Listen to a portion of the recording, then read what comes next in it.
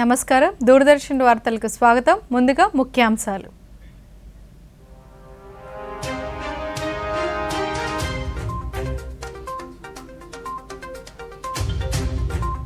హైదరాబాద్లో ఉభయ తెలుగు రాష్ట్రాల ముఖ్యమంత్రుల కీలక భేటీ. రాష్ట్రాల మధ్య పెండింగ్లో ఉన్న పలు అంశాలపై చర్చ. రాష్ట్ర వ్యాప్తంగా భారతీయ జనసంఘ్ వ్యవస్థాపకులు శ్యామా ప్రసాద్ ముఖర్జీ జయంతి వేడుకలు. విజయవాడ బీజేపీ కార్యాలయంలో నివాళులర్పించిన కేంద్ర మంత్రి శ్రీనివాస వర్మ. మార్కెట్ అవసరాలకు అనుగుణంగా యువతకు నైపుణ్యాభివృద్ధిలో శిక్షణ అందిస్తాం. రాష్ట్ర ఎంఎస్ఎంఈ శాఖ మంత్రి కె శ్రీనివాస్ వెల్లడి. రాష్ట్రంలో వైసీపీ నేతలు కార్యకర్తలపై దాడులు సరికాదన్న పూర్వ ముఖ్యమంత్రి వైఎస్ జగన్మోహన్ రెడ్డి. ఉపరితల ఆవర్తనం ప్రభావంతో రాష్ట్రంలో పలుచోట వర్షాలు. ప్రజలు అప్రమత్తంగా ఉండాలని సూచన. ఇక వార్తల్లోని వివరాలు. ఇరాన్లో కొత్త అధ్యక్షుడిగా మసౌద్ పెజెష్కియాన్ విజయం సాధించారు. హెలికాప్టర్ ప్రమాదంలో ఇబ్రహీం రైసీ దుర్మరణంతో ఇరాన్లో కొత్త అధ్యక్షుడి ఎంపికకు ఎన్నికలు నిర్వహించారు. పిడివాదిగా పేరు పొందిన సయీద్ జలీల్తో పోటీపడి మసౌద్ విజయం సాధించినట్లు ఆ దేశ హోంమంత్రిత్వ శాఖ వెల్లడించింది.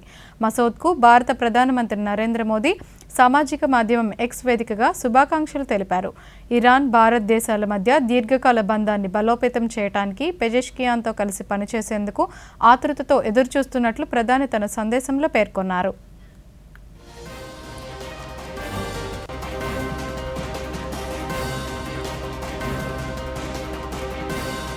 భారత ఉపరాష్ట్రపతి జగదీప్ ధన్ఖడ్ కేరళలో 2 రోజుల పర్యటనలో భాగంగా ఈరోజు భారతీయ అంతరిక్ష విజ్ఞాన కేంద్రం ఐఐఎస్టీలో ప్రసంగించారు.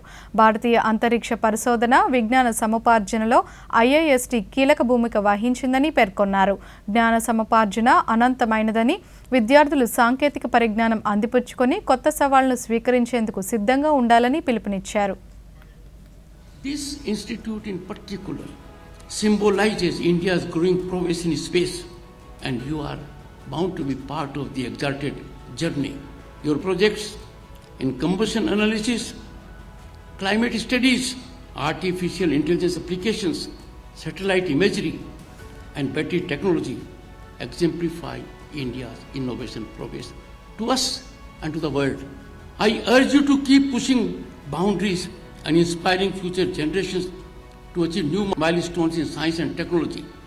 Let us aspire for times that we compete with ourselves. We don't compete with others. When I say India must compete with itself and not with others, because we have to be best on the planet. And this is not asking for moon. We enjoyed this status thousands of years ago, to the recognition of the entire world, and India alone has the potential in knowledge and wisdom repository to bring about such a climaxing that will be soothing. Andhra Pradesh ముఖ్యమంత్రి నారా చంద్రబాబు నాయుడు తెలంగాణ ముఖ్యమంత్రి రేవంత్ రెడ్డితో ప్రజాభవన్లో నిర్వహించిన సమావేశం ముగిసింది. దాదాపు 2 గంటల పాటు సాగిన ఈ సమావేశంలో షెడ్యూల్ 10లో పేర్కొన్న అంశాలపై ప్రధానంగా చర్చ జరిగింది. ఇరు రాష్ట్రాల ప్రయోజనాలకు భంగం కలగకుండా సమస్యలు పరిష్కరించుకోవాలని తీర్మానించారు.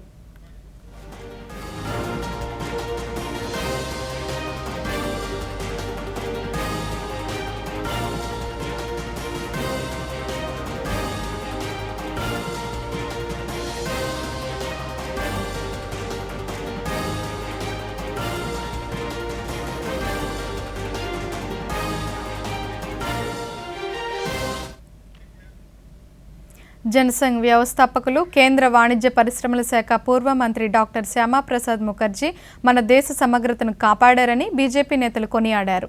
దేశ విభజన అడ్డుకొని జమ్మూ కాశ్మీర్ని భారత్లో అంతర్భాగంగా చేశారని చెప్పారు. విజయవాడలో బీజేపీ కేంద్ర కార్యాలయంలో డాక్టర్ శ్యామా ప్రసాద్ ముఖర్జీ జయంతి ఉత్సవంలో కేంద్ర ఉక్కు, భారీ పరిశ్రమల శాఖ సహాయ మంత్రి భూపతిరాజు శ్రీనివాస్ వర్మ, రాష్ట్ర ఆరోగ్య శాఖ మంత్రి వై సత్యకుమార్ యాదవ్ పాల్గొని ఆయన చిత్రపటానికి పూలమాలలు వేసి నివాళులర్పించారు. అనంతరం అమ్మ కోసం ఒక చెట్టు కార్యక్రమంలో భాగంగా మొక్కలు నాటారు. ఈ కార్యక్రమంలో పార్టీ నాయకులు కార్యకర్తలు పాల్గొన్నారు. అనంతరం బీజేపీ నేతలు మాట్లాడుతూ ఆర్టికల్ 370 రద్దు చేసి బీజేపీ వారి ఆశయాలను కొనసాగిస్తోందన్నారు. ఆయన యొక్క బలిదానం గురించి మనందరూ కూడా ఈ సందర్భంగా గుర్తు తెచ్చుకోవాల్సినటువంటి అవసరం.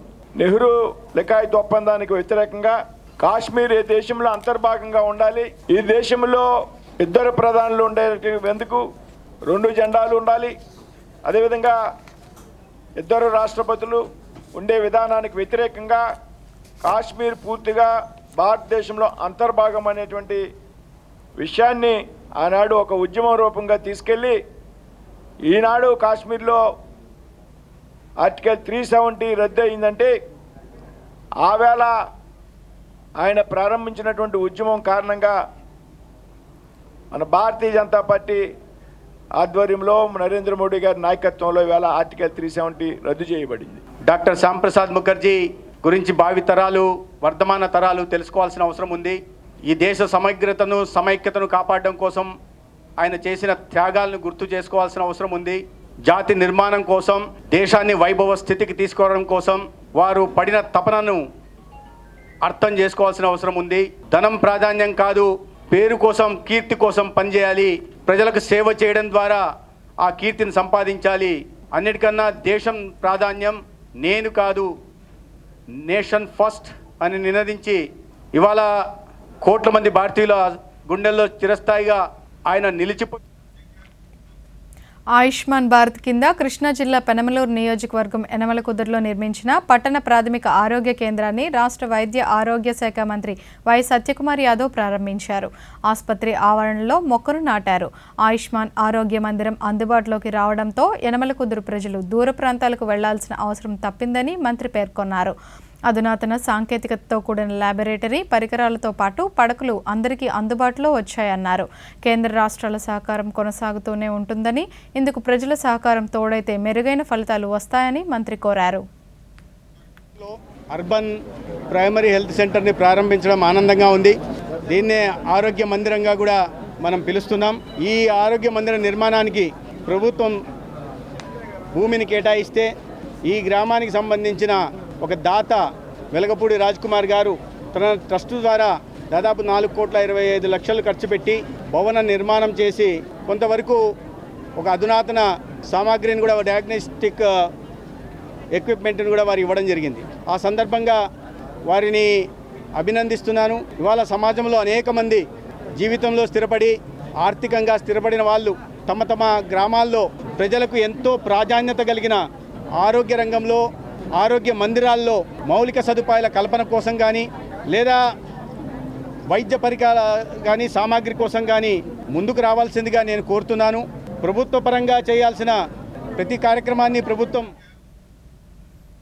రాష్ట్రంలో ప్రస్తుతం ఉన్న ఐటీ, ఎలక్ట్రానిక్ కంపెనీలతో పాటు కొత్తగా రావడానికి ఆసక్తి చూపే పరిశ్రమదారుల్లో నమ్మకాన్ని పెంపొందించడానికి అధికారులు చర్యలు చేపట్టాలని రాష్ట్ర విద్య, ఐటీ, ఎలక్ట్రానిక్ శాఖల మంత్రి నారా లోకేష్ ఆదేశించారు. ఉండవల్లిలో నివాసంలో ఐటీ, ఎలక్ట్రానిక్ శాఖల ప్రస్తుత స్థితి, కొత్త పరిశ్రమల ఏర్పాటుకు గల అవకాశాలపై సమీక్షించారు. రాష్ట్రంలో కొత్తగా ఐటీ, ఎలక్ట్రానిక్స్ పరిశ్రమలను ఆకర్షించడానికి మెరుగైన విధానాలతో నూతన ఐటీ పాలసీని తీసుకురానున్నామని, ఇందుకోసం ఇన్వెస్టర్స్ ఫ్రెండ్లీ ప్రణాళికలను రూపొందించాలని సూచించారు. ఐటీ, ఎలక్ట్రానిక్స్ రంగంలో పెట్టుబడుల పర్యవేక్షణకు గతంలో ఉన్న పోర్టల్ను మరింత మెరుగుపరిచి అందుబాటులోకి తీసుకురావాలన్నారు. ఐటీ, ఎలక్ట్రానిక్స్ రంగ పరిశ్రమదారులతో సమావేశమై వారి సమస్యలు, అవసరాలను తెలుసుకొని పరిష్కరించాలని, పారిశ్రామికవేత్తలతో స్నేహపూర్వకంగా వ్యవహరించాలని మంత్రి అధికారులు ఆదేశించారు.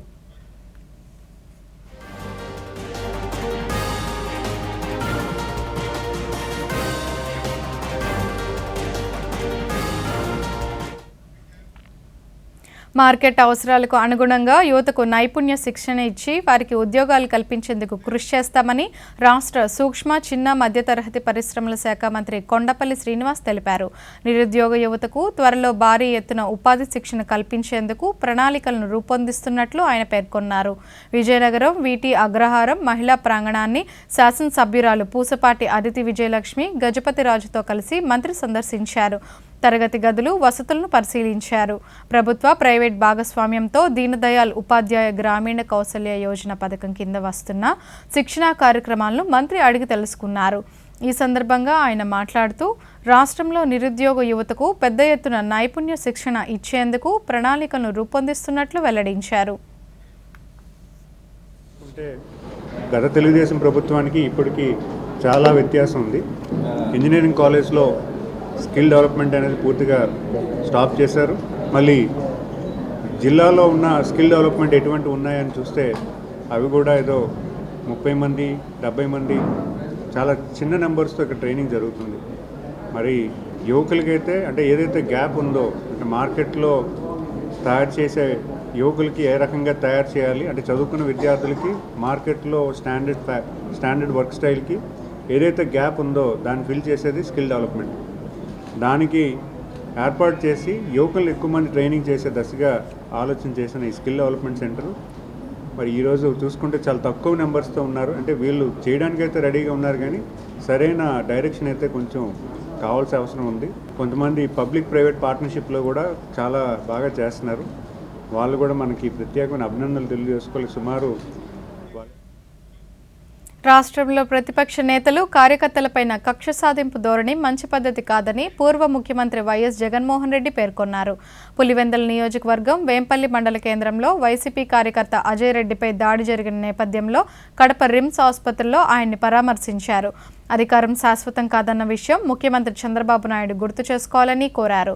ఇప్పుడు టీడీపీ నేతలు అవలంబిస్తున్న విధానాలు ప్రభుత్వాలు మారాక తెలుగుదేశం కార్యకర్తలకు శాపంగా మారతాయని హెచ్చరించారు. దాడులతో వైసీపీ క్యాడర్ను భయపెట్టాలని చూడటం అవివేకమన్నారు. వైఎస్ఆర్ కాంగ్రెస్ పార్టీకి తరఫున తాను ఓటు వేశాడని వైఎస్ఆర్ కాంగ్రెస్ పార్టీకి సంబంధించిన కుటుంబానికి చెందిన వ్యక్తిని అతి దారుణంగా కావాలని అదే పనిగా వేంపల్లెకు ఒక వెహికల్లో వచ్చి దారిలో పోతా ఉన్న పిల్లోడిని బైక్ ఆపి నిర్దాక్షిణ్యంగా కొట్టి హాస్పిటల్ పాలు చేస్తూ ఉంటే ఏం సాధిస్తూ ఉన్నారు? ఇంతవరకు పులివెందుల్లో ఎప్పుడు ఇలాంటి సాంప్రదాయం లేదు. ఎన్నికలు అయిపోయిన తర్వాత ఓటు వేయని వారిని కొట్టే కార్యక్రమం ఎప్పుడు జరగల. రాష్ట్ర వ్యాప్తంగా కూడా ఒక భయాందోళన వాతావరణం క్రియేట్ చేయడం కోసం అని రాష్ట్ర వ్యాప్తంగా ఇదే చేయిస్తూ ఉన్నారు దగ్గరుండి. ఏం సాధిస్తారు దీనివల్ల? రైలు ప్రయాణ భద్రతలో ట్రాక్ నిర్వహణ కీలక పాత్ర పోషిస్తుంది.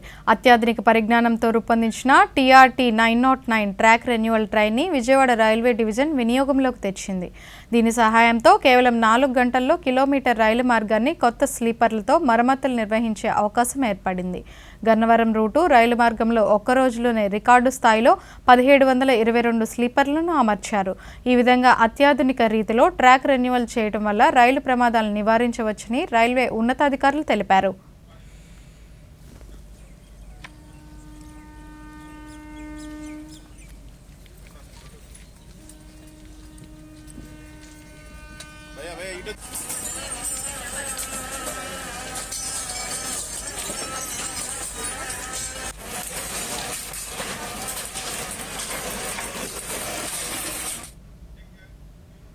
పలాస మండలం టెక్కలిపట్నం వద్ద వంశధార ఎడమ కాలువ నుంచి సాగునీరు అందుబాటులోకి రావడంతో రైతులు సంబరాలు జరుపుకున్నారు.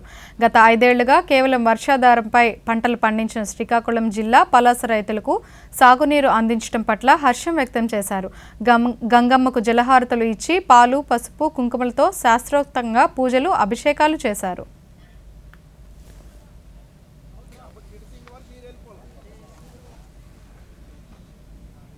ప్రతి సంవత్సరం కూడా మేము డిఈ టెక్కల్లో తిరగని రోజులు అంటూ లేవు. ఈ సీజన్ దమ్ము టైంలో వచ్చినప్పుడు మాకు నీరు రావట్లేదు. శివారు భూములు, టైలాండ్స్, వదరపుకొత్తూరు, తర్వాత కిడిసింగి, నగరంపల్లి వగైరా దానికి వాటర్ రావడం లేదంటే అలాగే అనేసి ఆదరాబాద్రా తిరిగేవాళ్ళు ఇప్పటి వరకు కూడా రాలేదు. ఇది మాకు చాలా శుభదాయకము. ఈ గంగమ్మను చూస్తుంటే మాకు చాలా ఆనందం ఉప్పింగిపోతుంది, చాలా సంతృప్తి. వార్తల్లో స్వల్ప విరామం. పేమెంట్ ఫెయిల్ కానీ డబ్బు అయితే కట్టయింది. నేను కష్టపడి సంపాదించిన డబ్బు పోయింది. నష్టపరిహారం దొరుకుతుంది, దిగులు పడకు బాబు. ఒకవేళ డిజిటల్ ట్రాన్సాక్షన్ ఫెయిల్ అయినా, అకౌంట్ నుంచి డబ్బు కట్ అయినా బ్యాంక్ సమయంలో డబ్బును తిరిగిస్తుంది లేదా కంపెన్సేషన్ ఇచ్చే సదుపాయం కలదు. లేకపోతే మీరు ఆర్బీఐ వారి అంబడ్స్మన్ కి ఫిర్యాదు చేయండి. నా ఫీజు ఆర్బీఐ అంటుంది. విషయాలు తెలుసుకోండి, జాగరూకంగా ఉండండి. వార్తలకు తిరిగి స్వాగతం. పెంపుడు కుక్కలకు, జంతువులకు రేబిస్ సోకకుండా యజమానులు అప్రమత్తంగా ఉండాలని కర్నూలు పశువైద్య ఆసుపత్రి వ్యాధి నిర్ధారణ శాఖ ఉప సంచాలకులు డాక్టర్ జి రవిబాబు పేర్కొన్నారు. ఈరోజు జునోసిస్ డే సందర్భంగా ఆయన దూరదర్శన్తో మాట్లాడుతూ జిల్లాలో 12,600 డోసులు ర్యాబిస్ వ్యాధి నిరోధక టీకాలను పంపిణీ చేశామన్నారు. మన జీవితం పశువులతో ముడిపడిందని, కనుక పశువుల ఆరోగ్యంపై శ్రద్ధ తీసుకోవాల్సిన ఆవశ్యకత ఉందన్నారు. Conduct free rabies vaccine on all dogs and cats, but I would like to specify that even though today is Zoonosis Day, especially for all animals, I would like to inform that whenever there is a dog bite on humans, please go through some particular first aids which I would like to mention them. First, what you have to do is wash the wound thoroughly with plenty of water along with Lifebuoy soap. Please use that soap because it contains carbolic acid, so which it may kills virus. So please go through this procedure and wash it like several times, like 5 or 10 times, and then go for doctor and go and treat your wound, because we never know that the dog which has bitten us may be rabid or not. So please go through that. Zoonosis డేకి మనము July 6న జరుపుకుంటున్నాం. ఇక్కడ నుంచి దాదాపు 12,600 డోసుల ARV vaccine Nandyal మరియు కర్నూలు జిల్లాలకు అందించడం జరిగింది. ఈరోజు మరి పెద్ద ఎత్తున మనం ఇచ్చినటువంటి ఈ ఉచిత ర్యాబిస్ టీకాలను ప్రతి ఒక్క పశు వైద్యుడు తన దగ్గరలో ఉన్నటువంటి పశు పెంపకందారులకు మరి తెలియజేస్తూ వాటికి నివారణలో ఒక భాగంగా వాటికి ఉచిత రేబిస్ టీకాల కార్యక్రమాన్ని జరపడం జరుగుతుంది. కాబట్టి ఈ యొక్క ప్రాణాంతకమైనటువంటి వ్యాధి రేబిస్ నుంచి, అలాగే మిగతా డిసీజులు ఏవైతే ఉన్నాయో, bacterial, viral and parasitic infections ఏవైతే ఉన్నాయో, వాటి నుంచి మనిషి నానాటికి ఉన్నటువంటి రిలేషన్స్ ద్వారా ఇండైరెక్ట్గా, డైరెక్ట్గా ఈ వ్యాధులకు మరి కేంద్ర ప్రభుత్వం ప్రవేశపెట్టిన సంపూర్ణత అభియాన్ పథకంతో ఎన్నో ప్రయోజనాలు ఉన్నాయని ఎర్రగొండపాలెం తెలుగుదేశం పార్టీ ఇన్ఛార్జ్ గూడూరి ఎరిక్షన్ బాబు తెలిపారు. సంపూర్ణత అభియాన్ కార్యక్రమంపై ప్రజలకు అవగాహన కల్పించే లక్ష్యంతో ఎర్రగొండపాలెం తహసీల్దార్ కార్యాలయం నుంచి డాక్టర్ బిఆర్ అంబేద్కర్ ఆడిటోరియం వరకు భారీ ర్యాలీ నిర్వహించారు. 3 నెలలు నిర్వహించే ఈ కార్యక్రమాన్ని విజయవంతం చేస్తామని అధికారులు ప్రతిజ్ఞ చేశారు. ఈ సందర్భంగా ఆయన మాట్లాడుతూ ఎంతో వెనుకబడిన ఎర్రగొండపాలెం నియోజకవర్గం ఈ పథకం అమలు చేయడానికి ఎంపిక చేయడం సంతోషకరమన్నారు. ఏర్పాటు చేసింది మహానీయుడి రాష్ట్ర ముఖ్యమంత్రి నారా చంద్రబాబు నాయుడు గారిని మనమందరం కూడా గుర్తు చేసుకోవాలి. మహిళా సాధికారిత సాధించాలని, మహిళలు వారు స్వయంగా అభివృద్ధి చెందాలా, ఆ కుటుంబాలు బాగుపడాలా, వారికి సరైనటువంటి ప్రభుత్వ ప్రోత్సాహాలు ఇచ్చి ఆ కుటుంబాలని ఆర్థికంగా పెంచి వారి బిడ్డల యొక్క జీవన ప్రమాణాలను మెరుగుపరిచే దానిలో ముఖ్య భాగంలోనే డాక్రా గ్రూపులు ఆ రోజు నిర్ణయించడం జరిగింది. ఈ రోజు వరకు కూడా ఈ రాష్ట్రంలో మహిళలు వారి కాళ్ళ మీద వారు నిలబడి ఆ కుటుంబాన్ని పోషించుకుంటున్నారంటే ఆ రోజు చంద్రబాబు నాయుడు గారు మధ్యలో మెరిసినటువంటి ఒక ప్రత్యేకమైనటువంటి ప్రణాళిక కలిగినటువంటి విజయవాడ ఇంద్రకీలాద్రిపై శ్రీ దుర్గా మల్లేశ్వర స్వామివార్ల దేవస్థానంలో అమ్మవారి ఆషాఢ మాసం సారె మహోత్సవాలు ప్రారంభమయ్యాయి. ఈ సందర్భంగా దేవస్థానం అర్చకులు, వేద పండితులు సారె సమర్పించారు. కుటుంబ సమేతంగా ఆలయానికి చేరుకున్న వేద పండితులు అమ్మవారికి మంగళసూత్రాలను సైతం అందించారు. ఈ మహోత్సవాలకు అన్ని ఏర్పాట్లు చేసినట్లు ఆలయ ఈవో కెఎస్ రామారావు తెలిపారు.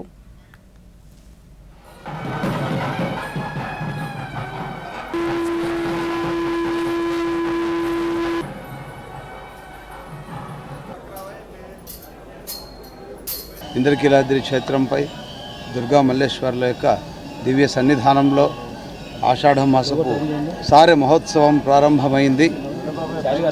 ఈరోజు ముఖ్యంగా దేవస్థానం అర్చకులు, వేద పండితులు, సారే సమర్పణతో ఈ కార్యక్రమం ప్రారంభమవుతుంది. మరి మా వైదిక బృందం ఈరోజు స్థానాచార్యులు ప్రధాన అర్చకుల వారి యొక్క ఆధ్వర్యంలో సారే సమర్పించడానికి అందరూ సకుటుంబంగా విచ్చేసి అమ్మవారికి సమర్పిస్తున్నారు. ఇందులో భాగంగా అర్చకులందరూ స్వామి అమ్మవార్లకు మాంగళ్య సూత్రాలను కూడా సమర్పించడం విశేషం. మరి అమ్మవారి యొక్క ఆషాఢ సారి మహోత్సవాన్ని ప్రారంభిస్తున్నాం.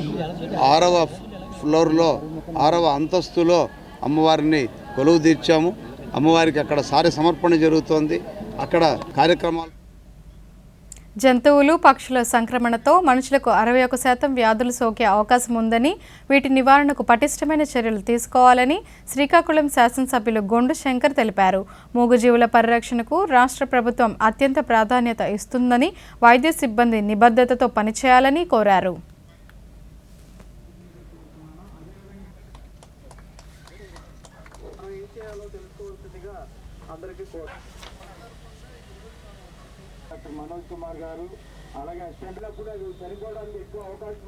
ప్రభుత్వం దాదాపు 10,000 వ్యాక్సిన్స్ ఇక్కడ జిల్లాకు సిద్ధం చేయడం జరిగింది. ఇక్కడ అర్బన్లో 5,000, మిగతా రూరల్ వైపు ఒక 5,000 ఆల్రెడీ అధికారులు అంతా సిద్ధం చేసి ఈరోజు పెద్ద ఎత్తున ఒక వారం రోజుల పాటు వారోత్సవాలు జరుపుకోవడానికి సిద్ధం చేసుకున్నారు.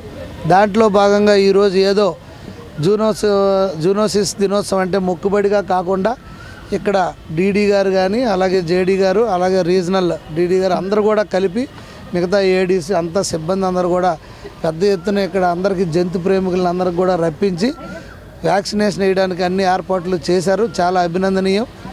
ముందు ఇంకా పెద్ద ఎత్తున వీటిపైన ప్రజలందరికీ కూడా అవగాహన కలగాలి. ఎందుకంటే ఈ జంతువులపైన ఈ వచ్చే వ్యాధులు మనకి సంక్రమించే అవకాశాలు దాదాపు 30-40 వ్యాధులు ఉన్నాయని చెప్పడం జరిగింది. దానిపైన ఒక కరపత్రం కూడా విడుదల చేశారు. ఇది కూడా ప్రజలందరికీ. భారతీయ జనసంఘ్ పార్టీ వ్యవస్థాపకులు డాక్టర్ శ్యామాప్రసాద్ ముఖర్జీ 123వ జయంతిని పురస్కరించుకొని ప్రధానమంత్రి నరేంద్ర మోదీ నివాళులు అర్పించారు. తన బలమైన జాతీయవాద దృక్పథాలతో భారతమాతను గర్వించేలా చేశారన్నారు. మాతృభూమి కోసం అంకితభావంతో ఆయన చేసిన త్యాగం దేశ ప్రజలకు ఎల్లప్పుడూ స్ఫూర్తినిస్తాయని పేర్కొన్నారు. ఈ మేరకు సామాజిక మాధ్యమం ఎక్స్ వేదికగా ఓ వీడియోను ప్రధాని తన ఖాతాలో పొందుపరిచారు. और सुरक्षा को दिया। वो कहते थे कि सरकार को शुरुआती शिक्षा से लेकर उच्च शिक्षा तक इसके लिए व्यापक सुविधाएं जुटानी चाहिए। युवाओं में छुपी प्रतिभा को निकालने के लिए उचित माहौल बना जाना चाहिए। डॉक्टर श्यामा प्रसाद मुखर्जी का जीवन विद्या, वित्त और विकास इन 3 मूलभूत चिंतन से जुड़ी धाराओं का संगम था। डॉक्टर श्यामा प्रसाद मुखर्जी कहा करते थे, कोई भी राष्ट्र सिर्फ अपनी ऊर्जा से ही सुरक्षित रह सकता है। मैं डॉक्टर श्यामा प्रसाद मुखर्जी का पुण्य स्मरण करता हूं, उनको नमन करता हूं और आदर पूर्वक श्रद्धांजलि अर्पित करता हूं। ప్రధానమంత్రి నరేంద్ర మోదీ నేతృత్వంలో దశాబ్ద కాలంగా సహకార రంగాన్ని బలోపేతం చేసేందుకు అన్ని చర్యలు తీసుకుంటున్నామని కేంద్ర సహకార శాఖ మంత్రి అమిత్ షా అన్నారు. గుజరాత్లోని గాంధీనగర్లో ప్రపంచ సహకార దినోత్సవాన్ని పురస్కరించుకుని నిర్వహించిన కార్యక్రమంలో అమిత్ షా పాల్గొన్నారు. తొలుత భారతీయ జనసంఘ్ పార్టీ వ్యవస్థాపకులు శ్యామాప్రసాద్ ముఖర్జీ జయంతి, పూర్వ ఉప ప్రధాని బాబు జగజ్జీవన్ రావు వర్ధంతిని పురస్కరించుకుని నివాళులర్పించారు. అనంతరం ఆయన మాట్లాడుతూ సహకార సంఘాలను ఆధునికీకరించడంతో పాటు వాటిని ఎప్పటికప్పుడు బలోపేతం చేస్తున్నామన్నారు. నేషనల్ కోఆపరేటివ్ ఆర్గానిక్ లిమిటెడ్తో భారత సేంద్రియ ఉత్పత్తులను ప్రపంచానికి అందిస్తున్నామన్నారు. నానో యూరియా, నానో డిఏపిని గుజరాత్ ప్రభుత్వం 50% అందిస్తున్నట్లు వివరించారు. अंतर्राष्ट्रीय सहकारी दिन की इसकी मान्यता है और आज मैं देश और दुनिया के गुजरात के सहकारिता क्षेत्र में काम करने वाले सभी सहकारी कार्यकर्ताओं को हृदय पूर्वक सहकारिता दिन की बहुत बहुत शुभकामनाएं देता हूं। आज मेरे जैसे कई कार्यकर्ताओं के लिए बहुत बड़ा दिन है। आज डॉक्टर श्यामा प्रसाद मुखर्जी का जन्म हुआ था। श्यामा प्रसाद जी, आज देश में बंगाल है तो इसका एकमात्र कारण श्यामा प्रसाद मुखर्जी है। आज देश में कश्मीर है तो इसका एकमात्र कारण श्यामा प्रसाद मुखर्जी। मैं आज श्यामा प्रसाद जी को बड़े मनपूर्वक और विनम्रता से श्रद्धांजलि देना चाहता हूं। आज बाबू जगजीवन राम की भी पुण्यतिथि है। बाबूजी ने इस देश के दलितों के लिए పార్లమెంట్ బడ్జెట్ సమావేశాలు జూలై 22 నుంచి ప్రారంభం కానున్నాయి. 2024-25 ఆర్థిక సంవత్సరానికి గాను ఆర్థిక మంత్రి నిర్మలా సీతారామన్ 23వ సభలో బడ్జెట్ను సమర్పించనున్నారు. ఈ విషయాన్ని పార్లమెంటరీ వ్యవహారాల మంత్రి కిరణ్ రిజిజు సామాజిక మాధ్యమం ఎక్స్ వేదికగా వెల్లడించారు. ఈ నేపథ్యంలో జూలై 22 నుంచి ఆగస్టు 12 వరకు బడ్జెట్ సమావేశాలు జరుగుతాయని తెలిపారు. ఎన్నికల సంవత్సరం కావడంతో ఈ ఏడాది ఫిబ్రవరి 1న ఓటాన్ అకౌంట్ బడ్జెట్ను ప్రవేశపెట్టిన సంగతి తెలిసిందే. ఇప్పుడు కొత్త ప్రభుత్వం ఏర్పడటంతో పూర్తి స్థాయి బడ్జెట్ను తీసుకొస్తున్నారు. మోదీ 3.0లో ప్రవేశపెట్టిన తొలి బడ్జెట్ ఇదే కావటం విశేషం. దీంతో వరుసగా 7 సార్లు బడ్జెట్ సమర్పించిన ఘనతను నిర్మలా సీతారామన్ అందుకోనున్నారు. ఇప్పటి వరకు మొరార్జీ దేశాయ్ వరుసగా 6 సార్లు బడ్జెట్ సమర్పించారు.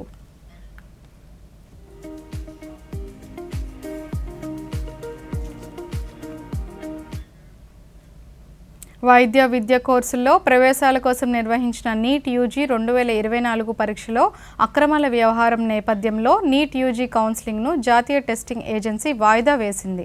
వాస్తవానికి ఈ కౌన్సిలింగ్ ప్రక్రియ ఈ రోజు నుంచే ప్రారంభం కావాల్సి ఉండగా తదుపరి నోటీసులు ఇచ్చేంత వరకు దాన్ని వాయిదా వేస్తున్నట్లు ఎన్టీఏ వెల్లడించింది.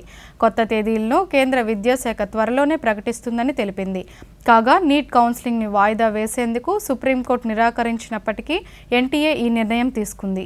ఈ ఏడాది మే 5వ తేదీన దేశవ్యాప్తంగా నీట్ యూజీ 2024 పరీక్ష నిర్వహించగా పరీక్ష పేపర్ లీక్ అవడంతో పాటు పరీక్ష నిర్వహణలో అవకతవకలు చోటు చేసుకున్నట్లు వార్తలు రావడంతో దేశవ్యాప్తంగా ఆందోళనలు జరిగాయి. ఫలితాల్లో ఏకంగా 67 మందికి జాతీయ స్థాయిలో మొదటి ర్యాంకు రావడంపైన పలు అనుమానాలు వ్యక్తమయ్యాయి.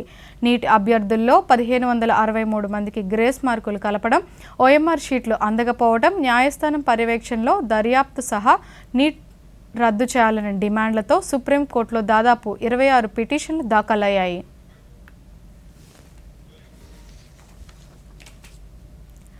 ప్రజల ఆకాంక్షలను అనుగుణంగా చట్టసభలను నిర్వహించేందుకు కృషి చేస్తున్నట్లు లోక్సభ స్పీకర్ ఓం బిర్లా అన్నారు. లోక్సభ స్పీకర్గా రెండోసారి ఎన్నికైన నేపథ్యంలో ఓం బిర్లా సొంత నియోజకవర్గం కోటాలో ఘన సన్మానం నిర్వహించారు. రాష్ట్ర ప్రభుత్వంతో పాటు పలు పౌర సంఘాలు కూడా ఈ సన్మాన కార్యక్రమంలో పాల్గొన్నాయి. ఈ సందర్భంగా ఓం బిర్లా మాట్లాడుతూ తమ సొంత నియోజకవర్గం కోటాను అన్ని విధాలుగా అభివృద్ధి చేసేందుకు ప్రణాళికాబద్ధంగా ముందుకు వెళతామన్నారు. बनती रहे और सभी नेताओं, बाबूलाल जी सभी नेताओं का मैं अभिवादन करता हूं, स्वागत करता हूं, धन्यवाद. సుప్రీంకోర్టులో అపరిష్కృతంగా ఉన్న కేసులను వేగంగా సామరస్యంగా పరిష్కరించడానికి ఈ నెల 29 నుంచి ఆగస్టు 3 వరకు ప్రత్యేక లోక్ అదాలత్ను నిర్వహిస్తున్నామని, పెండింగ్ కేసులు ఉన్నవారు ఈ అవకాశాన్ని సద్వినియోగం చేసుకోవాలని సుప్రీంకోర్టు ప్రధాన న్యాయమూర్తి జస్టిస్ డివై చంద్రచూడ్ సూచించారు. సుప్రీంకోర్టు ప్రారంభమై 75 సంవత్సరాలు అవుతున్న సందర్భంగా చేపడుతున్న కార్యక్రమాల్లో ఇది ఒకటని కోర్టు వెబ్సైట్లో వీడియోని సందేశంలో ఆయన తెలియజేశారు. కక్షిదారులు ఉభయులకు అంగీకారయోగ్యంగా స్వచ్ఛందంగా వివాదాల పరిష్కారానికి లోక్ అదాలత్ ఉపకరిస్తుందని వివరించారు. The Lok Adalat represents a very informal, technology-based solution to resolve cases involving our citizens to their satisfaction in a purely voluntary, consensual mode. Therefore, on behalf of all my colleagues and the staff of the Supreme Court, I would appeal to all citizens who have cases before the Supreme Court, all lawyers. ఉపరితల ఆవర్తన ప్రభావంతో రాష్ట్ర వ్యాప్తంగా అనేక ప్రాంతాల్లో వర్షాలు కురుస్తున్నాయి. కోస్తాంధ్ర, రాయలసీమ జిల్లాల్లో అక్కడక్కడ పిడుగులతో కూడిన తేలికపాటి నుంచి మోస్తరు వర్షాలు కురిసే అవకాశం ఉందని రాష్ట్ర విపత్తుల నివారణ సంస్థ తెలిపింది.